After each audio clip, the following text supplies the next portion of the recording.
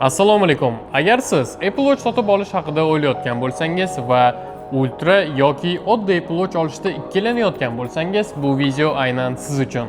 Avvalo o'lchamlardan boshlaymiz, chunki soatni taqqaningiz zahoti aynan shu narsa seziladi. Apple Watch Ultra 2 49 mm lik katta korpusga ega, qalinligi taxminan 14 mm. Qo'lda u massiv, ko'zga darrov tashlanadi va bu shunchaki aksessuar emas, balki jiddiy qurilma ekanini darhol his qildiradi.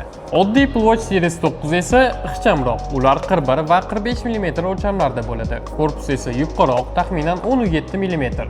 Shu sababli soat qo'lda ancha yengil ko'rinadi, ayniqsa bilagi ingichka bo'lganlar uchun juda qulay. Ekranga keladigan bo'lsak, ikkala variant ham juda sifatli, lekin ayrim farqlari bor. Apple Watch Ultra ekrani ancha yorug', 3000 nitgacha. Bu ayniqsa quyoshli havoda, tog'larda yoki dam olish vaqtida seziladi. Ma'lumotlar ekranda juda tiniq o'qiladi. Oddiy Apple Watch Series esa 2000 nitgacha yorug'likka ega. Ochig'ini aytganda, shahar hayoti, sport zal, ofis va kundalik foydalanish uchun bu ko'rsatkich yetarli. Tasvir sifati va tiniqligida deyarli farqi yo'q. Ikkala ekran ham juda chiroyli va yoqimli ko'rinadi. Endi boshqaruv haqida gaplashamiz. Apple Watch Ultra 2 modelida qo'shimcha Action button mavjud. Uni mashqni boshlash, marshrutni ishga tushirish yoki istalgan funksiyaga moslab sozlash mumkin. Bu ayniqsa sport bilan shug'ullanganda yoki harakatda bo'lganda juda ham qulay.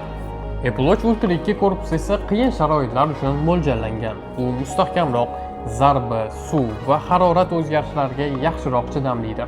Apple Watch Series 9 modellari esa ko'proq minimalizm va kundalik qulaylikka yo'naltirilgan. Ular ekstremal sharoitlar uchun emas, balki har kuni qulay foydalanish uchun mosdir. Batareya haqida alohida to'xtalib o'tish kerak, chunki bu yerda farq ancha seziladi. Apple Watch Ultra 2 taxminan 1,5 kun bemalol ishlaydi. Energiya tejashi esa undan ham uzoqroq.